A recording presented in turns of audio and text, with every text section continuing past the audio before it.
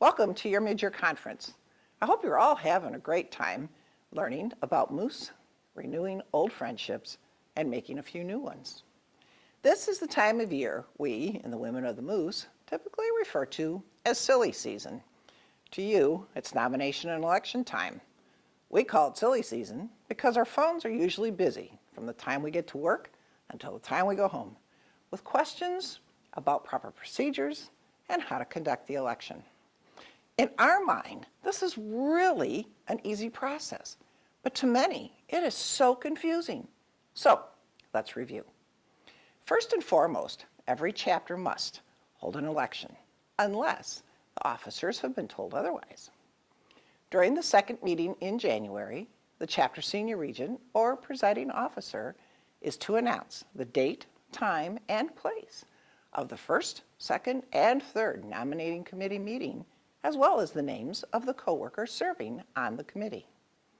Those co-workers include the current board of officers, 5 past regents in order of juniority, and 5 co-workers of the chapter who are either appointed officers, chapter development or higher degrees chairman, or past regents. Please make sure that they've been asked to serve before announcing their names. The senior regent will also ask co-workers to submit their name to one of the nominating committee members for the office they wish to hold and be considered. The first nominating committee meeting is to be held during the first 2 weeks of February, prior to the 15th. The second and third nominating committee meetings are to be held February 15th or after. 3 meetings must be held. During the first nominating committee meeting, the nominating committee members should review the Election of Chapter Officers Handbook found on our website under Forms and Documents. This handbook will answer questions regarding the committee's responsibilities, who is eligible for nomination, and the duties of each office. The slate of nominees is then read at the first meeting in March, with the election held during the second meeting in March. The annual installation of officers is then held anytime in April. Pretty simple, right? Well, maybe not.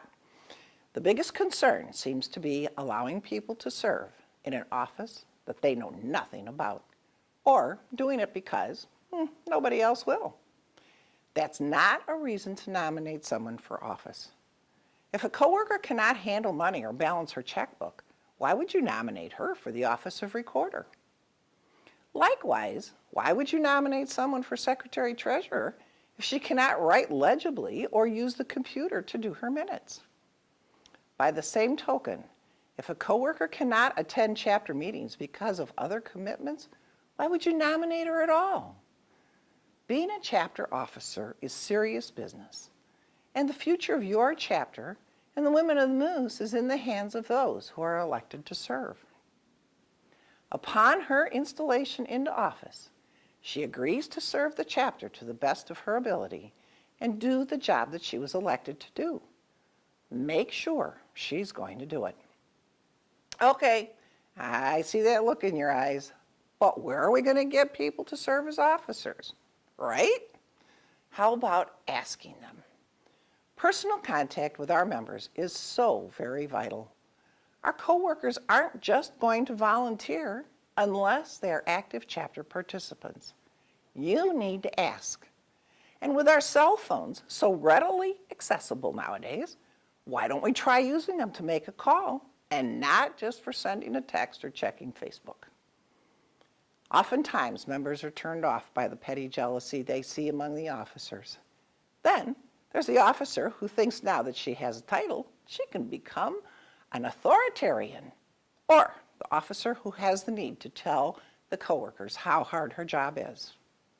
Oh, sure, some offices are more time-consuming than others, but if everyone works together as a team and shares in the workload, no one's job will be hard.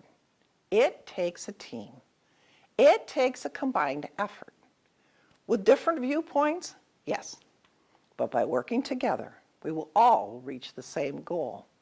And remember, if you promise to help someone, please do. Okay, I see the dreary look on your faces, gentlemen. But remember, your time frame may be different from ours by about a month, but most of what I have said applies to you as well. It was Henry Ford who said, "Coming together is the beginning. Keeping together is progress. Working together is success." So let's be diligent in the election process and have a successful chapter year. Please enjoy the rest of the conference.